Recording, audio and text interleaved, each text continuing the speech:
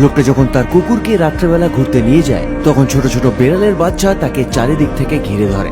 যেহেতু বাইরে খুব ঠান্ডা ছিল তাই লোকটা সবকটা বেড়াল বাচ্চাকে তুলে বাড়িতে নিয়ে আসে। বাড়িতে আনার পর তাদের শরীর খারাপ হয়ে যায়। দুর্ভাগ্যবশত অরেঞ্জ বেড়ালটা সেদিন রাতেই মারা যায়। পরের দিন আরো দুটো বেড়ালের ওই একই সিমটম দেখা যায়, যেটা দেখার পর সে সাথে সাথে ডাক্তারের কাছে নিয়ে যায় বেড়াল বাচ্চা দুটোকে। ডাক্তার বলে তাদের গ্যাস্ট্রোএন্টারাইটিস হয়েছে, তবে দুর্ভাগ্যবশত ওই বিড়াল দুটো মারা যায়। এই মুহূর্তে শুধু একটাই বেড়াল বাচ্চা বেঁচে ছিল আর সেও কন্টিনিউয়াসলি বমি করছিল।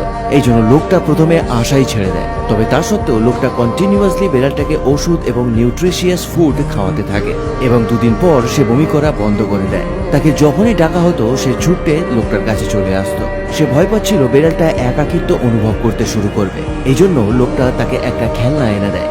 1 মাস পরে লোকটা দেখে যে একটা বড় বেড়াল তার বাড়ির বাইরে বসে বসে তার জানলার দিকে তাকিয়ে আছে। লোকটা দেখে বুঝতে পারে